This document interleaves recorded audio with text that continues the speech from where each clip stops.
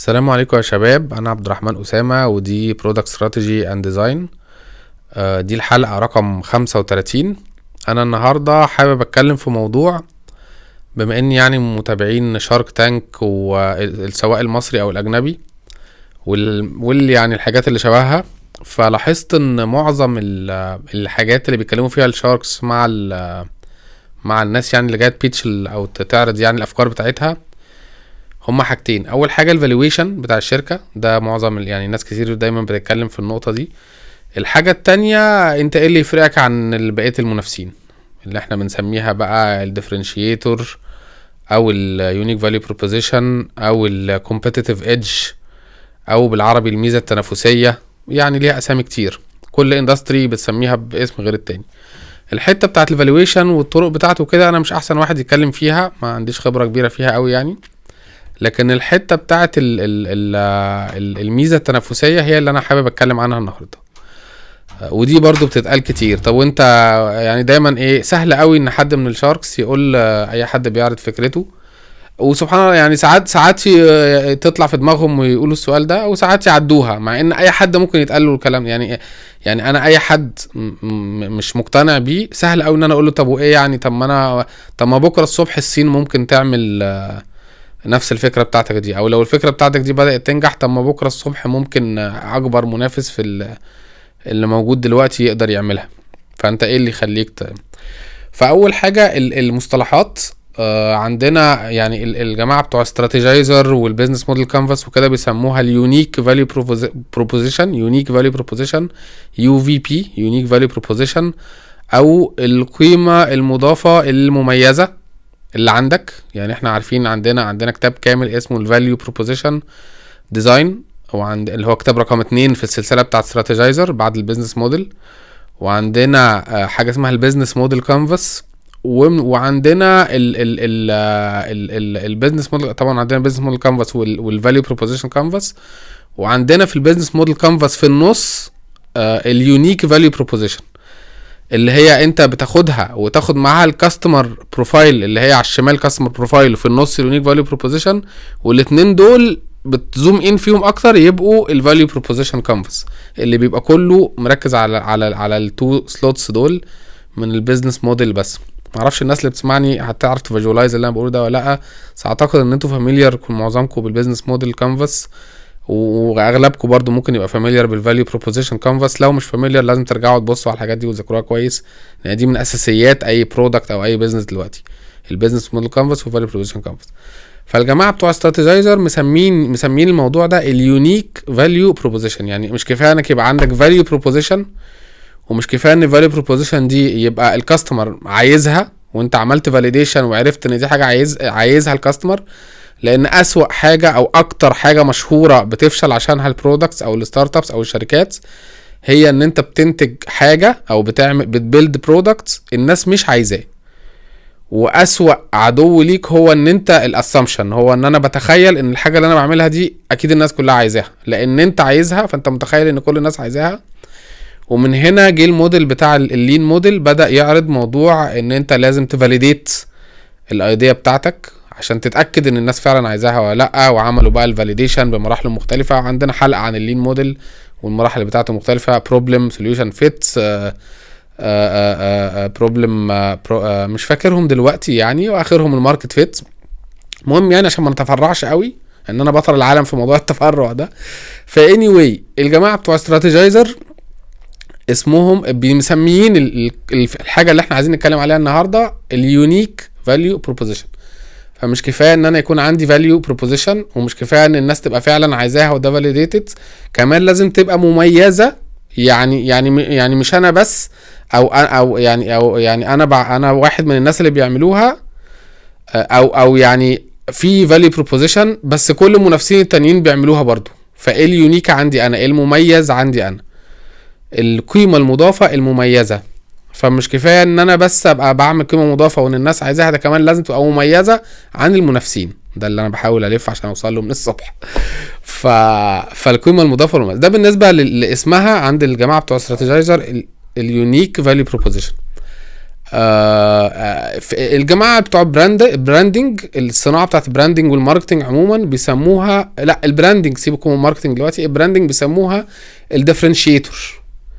هو نفس الحاجه بس هما بيسموها ايه اللي يفرقك عن حتى البراندنج بقى بيركزوا على الكوميونيكيشن وعلى البوزيشننج وعلى بعض المصطلحات الاخرى، اللي هو انت بتبوزيشن نفسك ازاي، انت بتبراند نفسك ازاي، انت بتخاطب مين، الحاجات دي. ففي الاندستري بتاعت البراندنج بيسموها الديفرنشيتور، اللي يفرقك عن غيرك، اللي يميزك عن غيرك. الجماعه بتوع الماركتنج بيسموها الكومبيتيتيف ايدج. يعني ايه الايدج او الحاجه التنافسيه؟ الكومبيتيتيف ايدج، الايدج مش عارف اترجمها بالعربي ازاي، يعني الحاجه الزايده او الحاجه المختلفه، المنافسه عندك غير التانيين، فاسمها الكومبيتيتيف ايدج. فده من منطلق المصطلحات اللي في الاندستريز المختلفه اللي بتدل على نفس المعنى more or less، يعني تقريبا نفس المعنى، باختلاف بس ايه اللغات البيزنس المختلفه او الصناعات المختلفه، يعني او المدارس المختلفه اللي بتتكلم حوالين نفس الموضوع. وانا نفسي ان الشارك تانك بيعلم الناس يعني حاجات كتير، سواء المصري او الاجنبي، ومفيد جدا، وانا بحب البرنامج جدا، ويعني بحسه من افضل البرامج اللي موجوده، حتى الاولاد صغيرين وناس كتير بتتعلم منه والشباب وكله. لكن في شويه يعني الحاجات سايحه على بعض، يعني الناس يعني تحس ان كله حاجه واحده. يعني الشاركس اللي بيتكلموا بيبقى البيزنس، بيقولوا كلام بيزنس على كلام براندنج على كلام ماركتنج على كلام برودكت، كله سايح في بعضه. فمش واضح قوي، الناس بتحس ان كل ده بيزنس. فانا نفسي ان يبقى في تحديد او وضوح ان ده برودكت. انا ما اعرفش دي ممكن يعملوها ازاي، بس يعني انا ببقى نفسي وانا قاعد اسمع ان دلوقتي احنا الكلام ده برودكت، يعني برودكت استراتيجي. دلوقتي الكلام ده جروس وبيزنس وكده. دلوقتي الكلام ده ماركتنج، وازاي ماركت شير، وازاي هتبنتريت ماركتنج وكده. لكن اوفرول كل المفاهيم دي كويس انها تخش، وبعد كده نبقى نصنفها بقى ونقسمها في دماغ كل واحد براحتنا، بس كويس ان المنتاليتي عموما وطريقه التفكير تبقى موجوده يعني. فمن ضمن الحاجات اللي شويه يعني الكلام عنها قليل، والشرح والكلام فيها قليل، وحتى ذكرها قليل، سواء في الوطن العربي او حتى بره، هي البرودكت استراتيجي. انا حاسس ان البرودكت استراتيجي مش واخد حقه اطلاقا، وتايتل برودكت استراتيجيست تقريبا مش موجود الى حد كبير، بيبقى جزء من شغل البرودكت مانجر، لكنه شيء مهم لوحده يعني. فمش عايز اطول اكتر في الجزئيه دي. فاحنا اتكلمنا على جزء الميزه التنافسيه. انا كاتب هنا طبعا شويه نقط. مفهوم الميزه التنافسيه: التقييم والتمويل في عالم رياده الاعمال. ده قلنا ان احنا مش احسن حد يتكلم فيه. لماذا لم تعد الميزه التنافسيه كافيه؟ زمان كان دايما، انا بقى الفيديو ده انا عامله عشان عايز اقول ان مفيش دلوقتي حاجه اسمها الميزه التنافسيه. هي كلمه بولد شويه، بس احنا زمان كان دايما ايه، يعني في الخانه دي بتحط حاجه يونيك فاليو بروبوزيشن، ان انا احسن واحد يعمل الحاجه دي، ان انا عندي مش عارف ايه، انا كذا. ما بقاش فيه دلوقتي اي رد مقنع. يعني اللي انا عايز اقوله دلوقتي ان انت اي شركة عايز يوقع اي حد يقدر يقول له طب وانت ايه اللي انت بتعمله مميز. وخلي بالكم من حاجة عشان برضو نفرق ما بين سؤالين: في ايه اللي انت بتعمله مميز، او ايه اللي يفرقك عن المنافسين بتوعك، او ليه المنافسين دي حاجة، وفي ليه المنافسين بتوعك ما يقدروش يعملوا ده بكرة الصبح. ودي حاجة تانية اسمها البارير تو انتري. ففي فرق بين الميزة التنافسية او الديفرنشيتور او اليونيك فاليو بروبوزيشن او الكومبيتيتيف ايدج، والبارير تو انتري اللي هي انا مش عارف اترجمها عربي ازاي، بس اللي هي الحاجز اللي يمنع منافسينك ان هم يخشوا، او اللي يمنع اي حد انه يخشوا ده. يعني زمان وساعات بيسموها ديفنسبيليتي. ازاي تبقى ديفنسبل؟ يعني عندك وقاية ان حد يعرف يقلدك.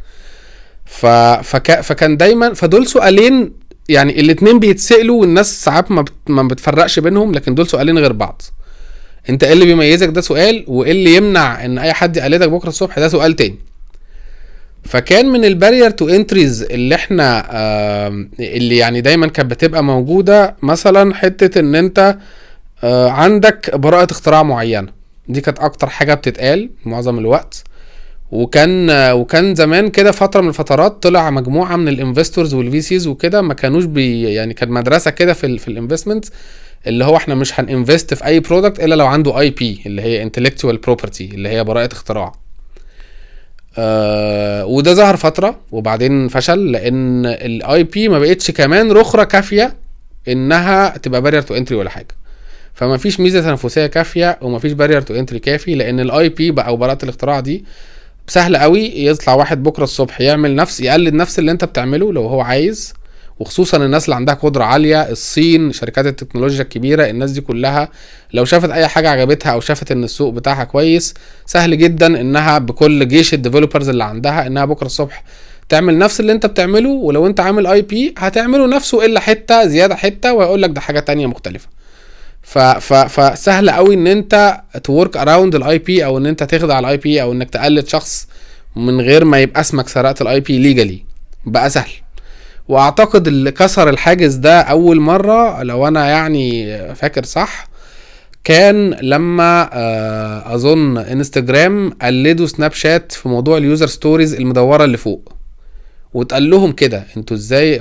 حد قابل السي او بتاع انستجرام ساعتها وقال له انت ازاي تقلد سناب شات بالطريقة اللي يعني الكوبي بيست دي. فرد عليه رد كسر بقى الموضوع، كسر الباب، يعني كسر الباب برجله زي ما احنا بنقول يعني. قال له ومين مجنون يعني في معنى كده طبعا بالانجليزي يعني، ومين ما يعملش كده اذا كان حاجة نجحت جدا وحاجة بتخاطب نفس التارجت اودينس بتاعنا واثبتت نجاح، ليه ما عملهاش؟ which is يعني سيبك بقى من think different والكلام اللطيف ده كله، business is business money talks. كلام منطقي. طب ما انا ده نجح يلا نعمله. يعني احنا ايه اللي هيمنعنا؟ احنا يعني هنجرو كام اكس وهنجيب قد ايه انجيجمنت وهنحقق كي بي ايز قد ايه عشان نعمل فيتشر زي دي. يعني مش هنعملها بس عشان محرجين ان احنا نكوبي، لا احنا نكوبي ونعمل بقى نشوف ايه اللي جالس هنليسها ازاي. معلش يعني في الكلام بس يعني.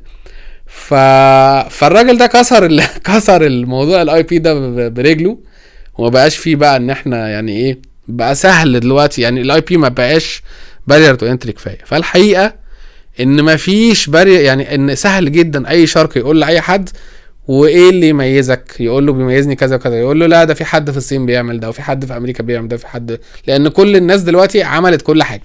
يعني كان زمان الستارت ابس في كل بلد في عدد محدود من الستارت ابس، عدد محدود من الانتربرينورز، دلوقتي بقى في ملايين، وبقى سهل ان اي حد يصحى الصبح يعمل مليون فكره. وبقى انا كنت قاعد مع انفستور مشهور في مصر من اسبوعين تقريبا، ما حد اسمه معروف يعني لو قلته هتعرفوه، وقال لي انا بيجي لي كل يوم 60 70 بيتش في الايميل كل يوم، جوه مصر بس او جوه الوطن العربي بس يعني، او وات ايفر، ربما يكون جلوبالي معرفش. فاقصد يعني الافكار، انت لو عملت سيرش على جوجل قول لي 10 افكار جيده لستارت ابس، هيقول لك 10 افكار. بيقولوا ان كل واحد بيفكر في فكره، في واحد في نفس الوقت في العالم بيفكر في نفس الفكره في نفس اللحظه. فهي الموضوع مش في الفكره وانت ازاي هتحمي الفكره. فده جزء ان ما بقاش في حاجه كافيه انها تبقى بارير تو انتري او كافيه انها تبقى كومبيتيتيف ايدج.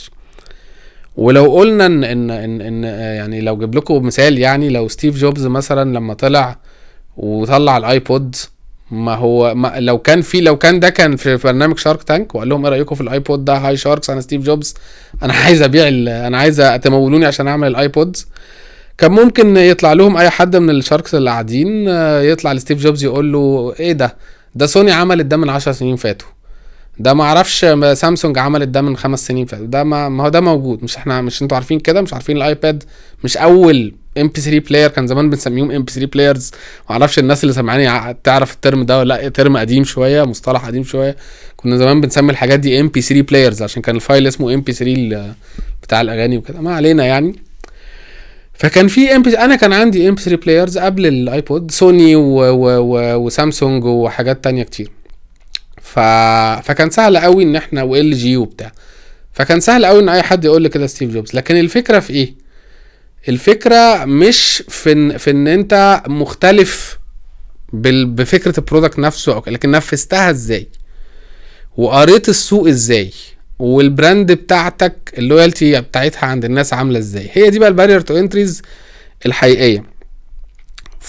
فبقى سهل دلوقتي ان اي حد هيقلدك، وبدأوا يقولوا دلوقتي ان لو ما تقلدتش تبدأ تخاف ان الفكرة بتاعتك دي ممكن تكون مش فاليد اصلا للسوق. يعني العادي ان انت تتقلد، فما بقاش يعني ما بقاش ينفع انك تخاف اصلا ان انا ايه ده انا لو قلت فكرتي حد هيقلدني، او انا لو بدأت اعمل فكرتي حد هيقلدني. لا، الطبيعي ان حد يقلدك لو انت ناجح.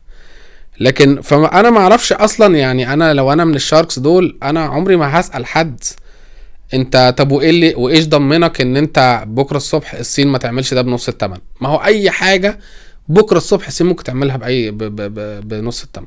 لو ستيف جوبز كان طلع بالايبود كان ممكن حد يقول له وايش ضمنك ان الصين ما تعملش ده بكره بنص الثمن.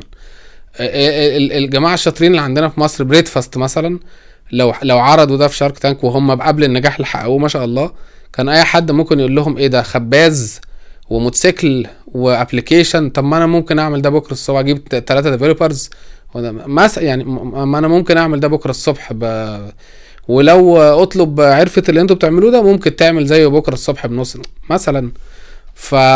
فسهل قوي ان انا اقول لاي حد ان انت ما عندكش كومبيتيتيف ايدج وان انت ما عندكش بارير تو انتري. سهل جدا وحقيقي يعني وصح.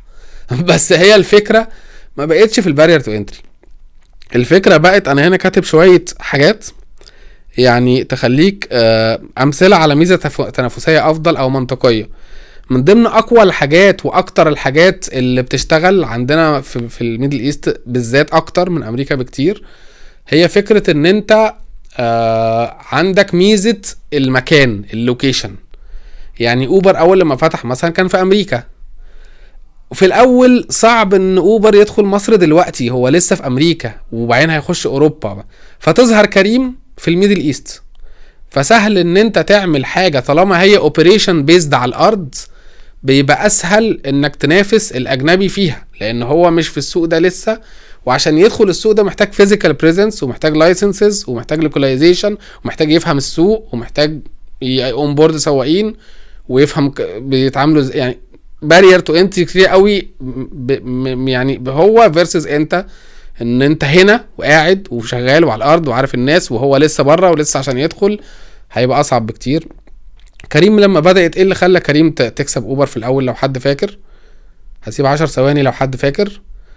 اوبر اول لما بدأت عشان مش فاهمه السوق المصري كويس او فاهماه بس مش عارفه تكوب معاه في الاول، كانت كلها كريدت كارد. وفي الوقت ده ما كانش كل الناس معاها فيزا، كان ناس قليله جدا اللي معاها فيزا.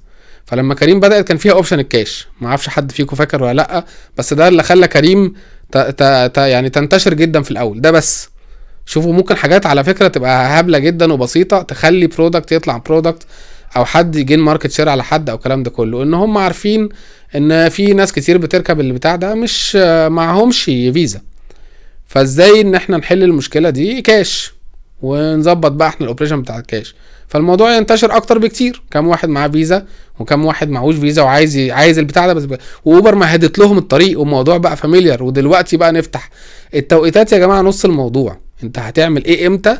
ساعات ناس كتير، مش ساعات يعني وقت كتير قوي الناس بتعمل حاجات ايرلي عن ميعادها، زي ما جوجل كده طلعت جوجل جلاس ايرلي جدا بدري جدا عن ميعاده.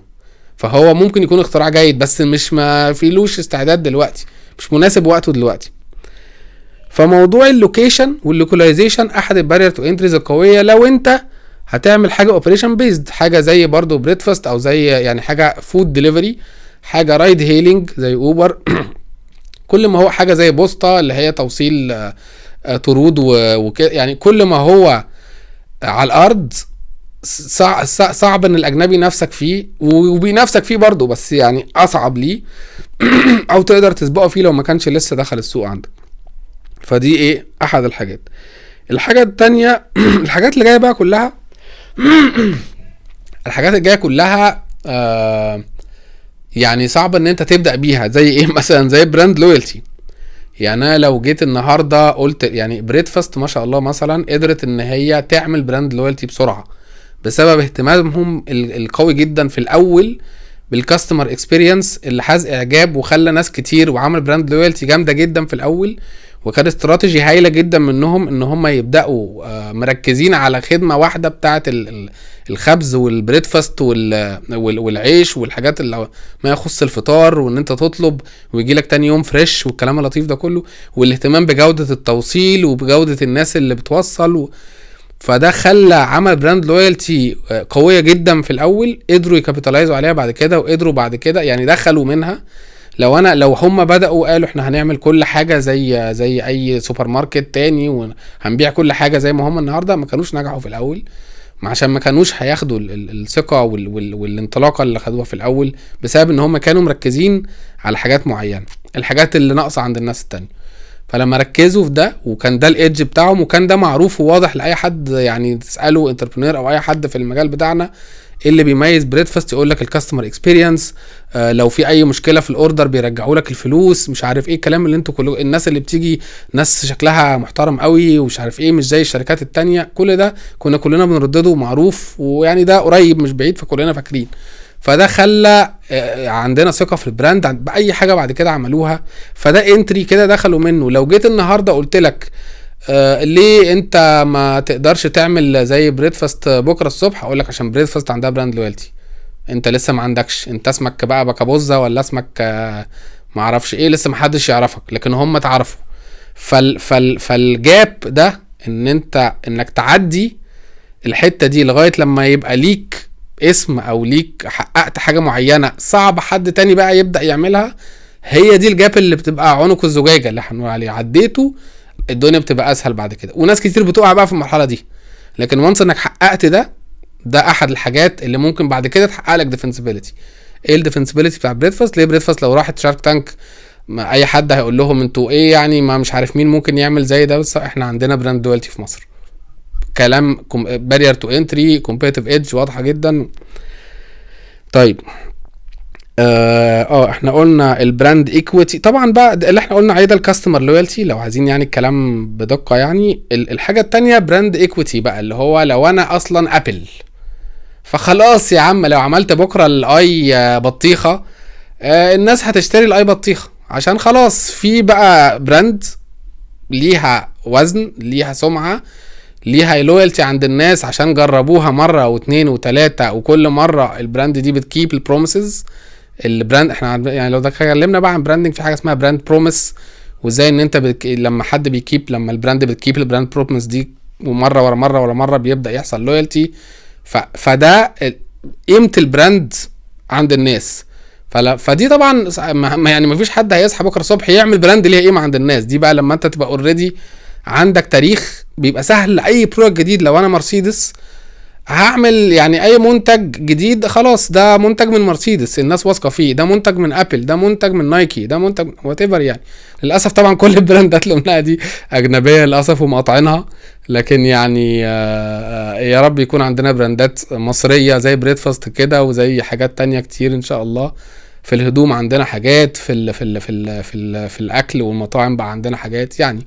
فعايزين اكتر براندات مصرية عندنا احنا كسوق عربي يبقى مرتبط بيها بلويالتي ليها. يعني الحاجة بقى الرابعة، احنا كده قلنا 4 حاجات: البراند ايكويتي والكاستمر لويالتي مرتبطين ببعض، وقبلها حتة المكان، الجيوغرافيكال لوكيشن واللوكاليزيشن للمكان، دي 3 حاجات. والحاجة الرابعة النتورك افكت. لو انا ميتا وعندي اوريدي في الفيسبوك وفي انستجرام وفي واتساب 3/4 الكوكب، سهل قوي ان انا لو عملت برودكت بكره الصبح زي ثريدز، اعتقد ثريدز سهل قوي ان نص الكوكب يبقى عليه. وده حصل اوريدي. يعني ثريدز كان اكتر حاجه الناس دخلت فيها بسرعه، لان اوريدي انستجرام كل الناس عليه، حول الناس على ثريدز وعمل لهم اكونتات. فده اسمه النتورك افكت. لو انت اوريدي عندك نتورك مهوله، سهل قوي، بالذات طبعا لو بنتكلم بقى على السوشيال نتوركس والميديا والحاجات اللي شبه كده، سهل قوي. فلو انا قلت لك ازاي انت هتعمل بكره برودكت مثلا، اسهل مثال يعني، وناس كتير جالنا فتره كده من 10 سنين ولا من اكتر، كان كل شويه حد يجي يقول لك انا عايز اعمل حاجه زي الفيسبوك، فهتعملها بكام وحاجات زي كده لطيفه نضحك عليها دلوقتي. يعني ما عادش خلاص، يعني الماتيوريتي دلوقتي بقت اعلى من كده. فخلاص بقى، فدلوقتي بقى مفهوم ان لو حد جه قال لك انا عايز اعمل فيسبوك بكره الصبح، ولو عملت الابليكيشن زي الفيسبوك كده وبنفس الجوده، انا خلاص هنافس الفيسبوك وهبقى اعلى منه وبتاع. فطبعا هتضحك عليه وتقول له ان الفيسبوك عنده نتورك افكت، عنده يوز بيز، عنده ناس. وايه اللي يخلي فيسبوك يروح يشتري واتساب وهو يقدر يعمله اوفر نايت بالديفلوبرز اللي عنده كابليكيشن؟ اليوز بيز اللي عليه، المستخدمين اللي عليه اللي ما كانوش عند فيسبوك. فده بارير تو انتري، ده ايدج. فالفكره في البرودكت استراتيجي يعني الايدجز اللي احنا قلناها دي ايدجز ناجحه، لكن حتى من غير الايدجز دي مش اي حد محتاج، او مش اي برودكت ناجح النهارده محتاج يبقى عنده. بريدفاست لما بدأ ما كانش عنده ايدج، ما كانش عنده كاستمر لويالتي، كان مجرد ابلكيشن جديد بس فكره ان هو انا افطار بس ماشي، يعني مركز على نيش ماركت. في ناس برضو بتعتبر ان ده ايدج، ان احنا مركزين على نيش ماركت، مش ايدج كافي برضو. فلكن ايه اللي حصل؟ فمش شرط كل واحد يبقى عنده ايدج.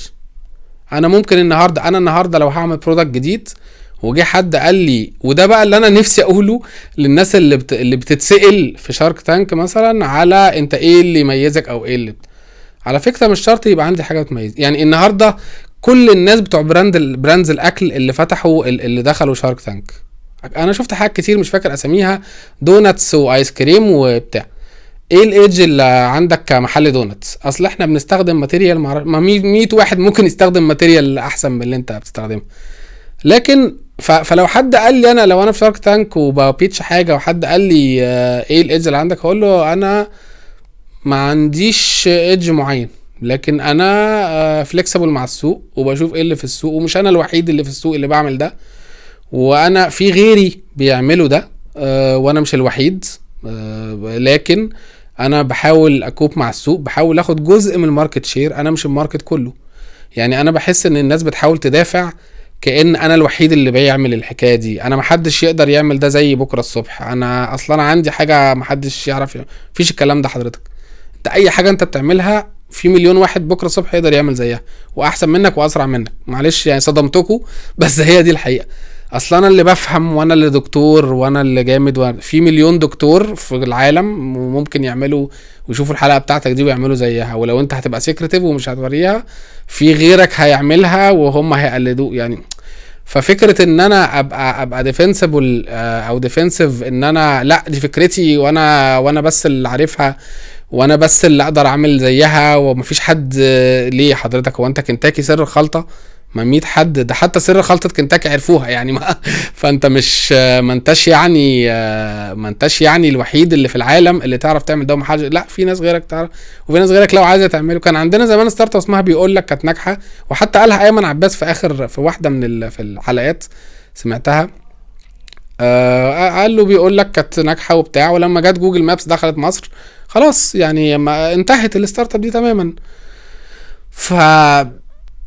الفكره ان الناس البرودكتس بتبيفوت وبتبص على الفيوتشر في ايه، وبتعمل رود ماب، وبتشوف الناس السوق عايز ايه، المنافسين رايحين فين، الجابس اللي في السوق فين، هي اللي احنا بنسميها الاندر سيرفد نيدز. وممكن ترجعوا الحلقه بتاعت ماركت فيت لو عايزين تسمعوا اكتر عن الاندر سيرفد نيدز، الاحتياجات الغير مخدومه من منافسين تانيين. فبرودكت استراتيجيست او برودكت مانجر بيبقى شايف مين في السوق وبيخدم انهي فاليوز، والناس عايزه ايه اكتر، وايه الحاجات اللي الناس عايزاها واندر فاليود في السوق او اندر سيرفد في السوق، وازاي انا بدخل. فهي فكره نافيجيتنج البرودكت في السوق ومع الكاستمرز، ان ازاي دايما الكاستمرز يحسوا ان انا افضل اختيار، انا بقدم احسن خدمه. فهي فكره منافسه وفكرة تصارع على مين يقدر يخدم الكاستمرز اكتر،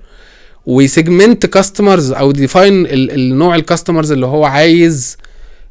دي برضو من ضمن احنا بنتارجت كل الناس، لا انت ازاي تتارجت ناس معينة زي ما بريدفاست عملت في الاول، او زي ما حد فاكر جلوفو اللي كانت ستارت اب بتوصل الطلبات بالعجل.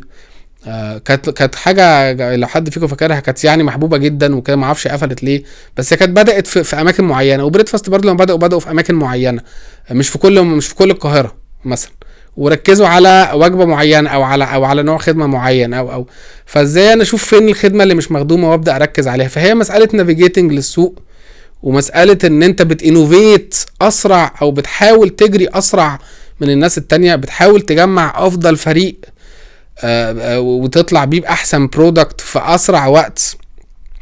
هو ده البرودكت، هو دي الديفنسبيلتي، ان انا اجري وانوفيت. وده اللي ابل بتعمله. مثلا ابل دايما في المقدمه، الناس بتقلدها بس هي دايما اول واحده بتعمل حاجه بشكل كونفينينت. مش اول واحده بتعمل مش اول واحده عملت سمارت فون، ولا اول واحده عملت الام بي 3 بلاير، ولا اول واحده عملت تابلتس، ولا اي حاجه من الحاجات دي. لكن هي دايما بتعمل اول منتج بيميت الاكسبكتيشنز بتاعه اليوزرز في البرودكت ده، والناس كلها تبدا تقلدها. فهي دايما بتعمل برودكتس مش هي الوحيده اللي بتعملها، لكن بتعمل افضل برودكتس وبتانوفيت فيه وبتجري فيه اسرع من كل المنافسه، والمنافسه بتبقى وراها مش قدامها. هو ده الموضوع. شكرا جزيلا، واتمنى ان يعني لما نبص نشوف شارك تانك المره الجايه نبقى واخدين بالنا من نتعلم. والله يعني الناس دول انا بتعلم منهم، كلنا بنتعلم منهم. يعني الشاركس دول ناس هايله جدا بصراحه، انا ما عنديش اي يعني اعتراضات او مشاكل معاهم او حاجه، وشايف ان هم ناس ناجحه وناس احنا بنتعلم منها، وبيقولوا كلام بصراحه وجيهي جدا وانسايتفول جدا. لكن انا ابقى فاهم يعني اركز كده وافهم هم بيقولوا دي ليه وشايفين دي ازاي، والار او اي بتاع الانفستمنت اللي هم يحطوه هيرجع لهم ازاي لو انا عندي منافسين معينين، او لو انا ما عنديش ايدج معين. طب ازاي انا ممكن اقنعهم بده، او ازاي ان انا افهمهم ان انا جزء من السوق وليا منافسين، وممكن بيبقى عندي منافس اقوى مني، لكن ازاي انا هحاول اخد منه حته، هحاول اخد منه ماركت شير. ممكن مع الوقت اعرف يعني اوصل لجاب معينه او اوصل لفاليو معينه وهو ما وصلهاش لسه او ما فكرش فيها، او هي مش النيش ماركت اللي هو مختاره، فانا ركز على نيش تاني. انا لما عملت هايف زمان كان في اوبر وكريم وبسيط، كان في زمان حاجه اسمها بسيط، وكان في سويفل برضو، وركزت على سوق المدارس والاطفال وبتاع، ركزت في حته معينه، وكان ساعتها يعني ليه نجاح كويس وبتاع. كده جت الكورونا بقى، ممكن نبقى نعمل هايف في حلقه تانية بعد كده لوحدها، وكان نجح يعني طلع ازاي وبعدين مات ازاي والكلام ده كله. فمثلا يعني انا ركزت على نيش معين مثلا، فمش شرط ان انا دايما كل واحد يطلع يكون عنده انا هعمل حاجه انا اللي هاخد السوق كله. ده بس اللي انا كنت عايز اقوله، واتمنى يعني لو حد عنده رأي تاني او عنده تجربة تانية شاركونا في الكومنتات. شكرا جزيلا.